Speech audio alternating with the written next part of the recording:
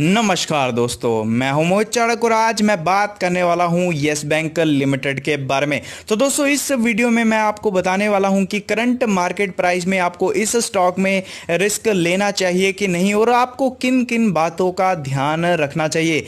आपको yes bank में किस बेस पे अभी रिस्क लेना चाहिए और किस बेस पे आपको रिस्क नहीं लेना चाहिए, ये मैं आपको वीडियो में बताने की कोशिश करूंगा और आपको ये भी बताऊंगा कि आपको कौन सा स्टॉप लॉस इस स्टॉक में फॉलो करना चाहिए। क्योंकि आप जानते हो, अगर आप हाई वोलेटाइल स्टॉक में स्टॉप लॉस नहीं लगाओगे तो आपका लॉस जो है वो दोस्तों डे बाय डे बढ़ता ही जाएगा। और मार्केट का ये दस्तूर है कि अगर आप पुराना ट्रेड नहीं काटोगे तो आप नया ट्रेड कैसे बनाओगे।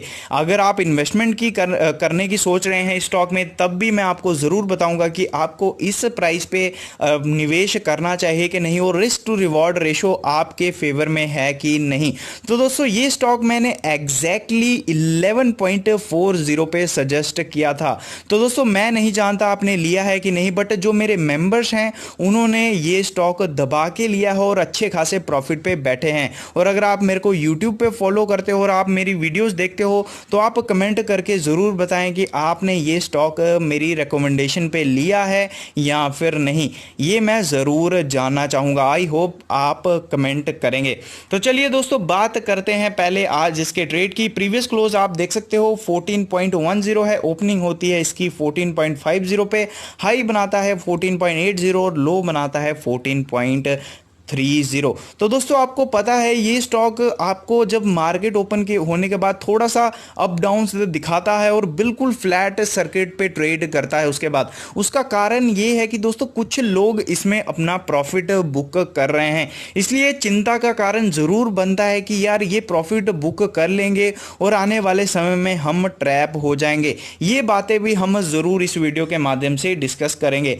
तो ट्रेडेड वॉल्यूम की अगर मैं बात करूं तो 22,15,30,509 शेयर्स जो हैं दोस्तों ट्रेड हुए हैं। और percentage of deliverable quantity to traded quantity की अगर मैं बात करूं तो 56.63% की डिलीवरी जो है दोस्तों उठाई गई है। ऐसा बहुत कम होता है जब येस बैंक में दोस्तों 56% से ज़्यादा की डिलीवरी उठाई गई हो। तो दोस्तों जब से एफपीओ द्वारा बैंक ने फंड रेज किया है तब से इस स्टॉक को अच्छा रिस्पांस मिल रहा है और खास करके जब से एलआईसी ने इसमें अपना स्टेक बढ़ाया है और 5% के आसपास अपना स्टेक कर दिया है, तब से ये स्टॉक आपको अपर सर्किट पे ट्रेड होता हुआ दिख रहा है। बट चिंता का कारण ये बना हुआ है कि इस स्टॉक में हमेशा सुबह के टाइम पे थोड़ी सी गिरावट आती है, प्रॉफिट बुकिंग आती है, फिर जाके ये स्टॉक जो है वो दोस्तों आपको पता है कि अपर सर्किट पे ट्रेड करता है। अदानी इलेक्ट्रिसिटी ने भी इसमें जो है दोस्तों अपनी प्रॉफिट बुकिंग की है, इसलिए डेफिनेटली एक चिंता का कारण आपके लिए ज़रूर बना हुआ है कि रिटेल निवेशक इस प्राइस पे दोस्तों ट्रैप ना हो जाएं। तो वही जो आप सोच रहे हैं उसके डाउट्स मैं क्लियर करने की कोशिश करता हूं। तो दोस्तों पहले बात करते हैं कि अभी रिस्क टू रिवॉर्ड रेशो आपके फेवर में है कि नहीं। तो दोस्तों मैं बोलूँगा कि अभी भी रिस्क टू रिवॉर्ड रेशो आपके ही फेवर में है, क्योंकि दोस्तों अभी येस बैंक में गिरावट लिमिटेड है और बढ़ने के चांसेस बहुत ज़्यादा हैं। अगर मैं बात करूँ कितने परसेंट बढ़ने के चांसेस हैं तो दोस्तों 70-80% जो हम दोस्तों यहाँ से उसके बढ़ने के चांसेस हैं। और अगर मैं बात करूँ गिरने के तो 20-30% चांसेस हैं कि ये स्टॉक यहाँ से गिरे। थोड़ी बहुत करेक्शन ज़रूर आ सकती है, बट अगर आप बोल रहे हो या सोच रहे हो कि ये स्टॉक 10 रुपये 5 रुपये आएगा तो उसके चांसेस मैंने आपको बता दिए हैं। तो बैंक का जो मार्केट कैपिटलाइजेशन है वो आप जानते हो कि डबल हो गया है। उसके बाद सबसे ज़्यादा इंपॉर्टेंट चीज़ है कि बैंक में अभी कोई घोटाला तो नहीं बचा, तो उसके अगर मैं चांसेस की बात करूं तो दोस्तों ना के बराबर है, क्योंकि आप जानते हो कि ये बैंक अभी मिनी एसबीआई आप बोल सकते हो कि ये बन गया है। एसबीआई का पूरा कंट्रोल है इस पर। और अगर मैं बात करूँ आरबीआई का तो उसका तो पूरा रहेगा ही रहेगा, बट जिस तरह तरह से स्टेक एसबीआई ने इसमें बढ़ाया है, तो कंट्रोल आप जानते हो कि किस तरह का एसबीआई का इस पे रह रहा है। और जो मैनेजमेंट चेंज किया गया है आरबीआई के द्वारा, तो उसकी अगर मैं बात करूं तो दोस्तों मैनेजमेंट ने आपसे कोई भी चीज़ें मुझे नहीं लगता कि अभी तक कोई छुपाई होंगी।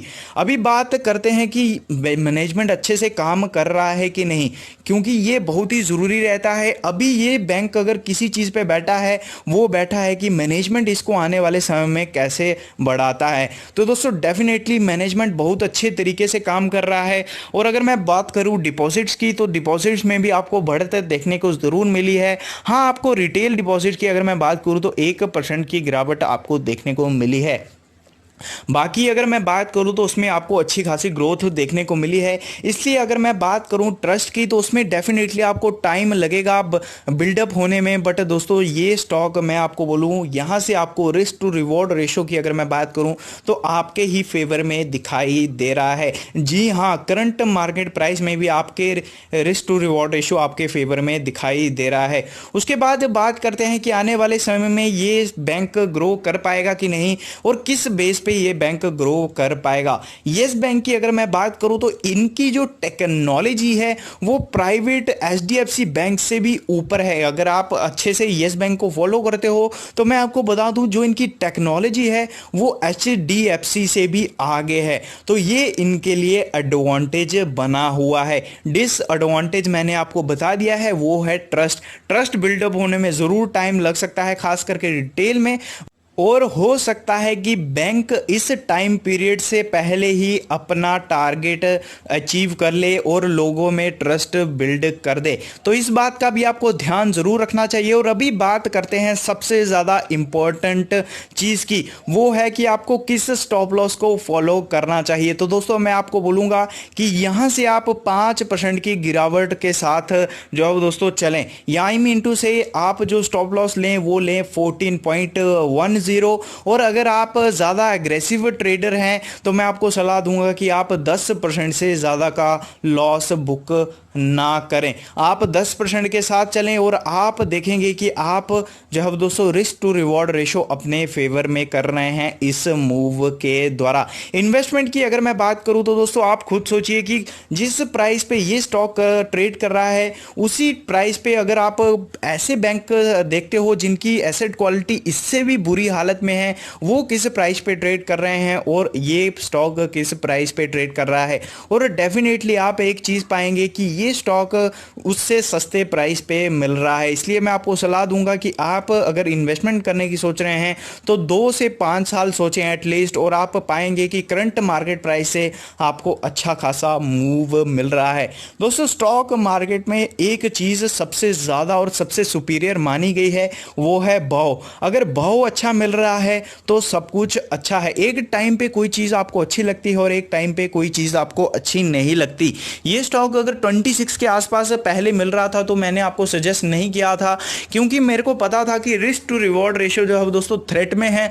हो सकता है कि यहाँ से आपको मूव मिले, बट उसके चांसेस मेरे को दोस्तों 70% उल्टे लग रहे थे कि 70% चांसेस है कि यहाँ से मेरा पैसा डूब जाए और 30% चांसेस हैं कि यहाँ से मेरा पैसा बने। और यहाँ पे मैं आपको बोल रहा हूँ कि 70% चांसेस हैं कि आपका पैसा बन जाए, और दोस्तों 30% पैसा जो है वो दोस्तों रिस्क है कि आपका पैसा ना बने। इस तरह के स्टॉक में आपको रिस्क ज़रूर रहेगा। बट अगर यहाँ से ये स्टॉक दोस्तों 28 के आसपास चला जाता है तो आप खुद सोचिए कि आपका पैसा बढ़ेगा या फिर कम होगा, और कितने % का बढ़ेगा ये मेरे को आपको बताने की ज़रूरत नहीं है। इसलिए आप इस तरह के स्टॉक में अगर रिस्क लेने की सोच रहे हैं तो आप रिस्क ज़रूर लें। वो आप किस तरह से रिस्क ले सकते हैं वो आपको पता है, बट यहाँ से रिस्क टू रिवॉर्ड रेशो आपके फेवर में है। वीडियो अच्छी लगे लाइक, सब्सक्राइब और शेयर ज़रूर करें।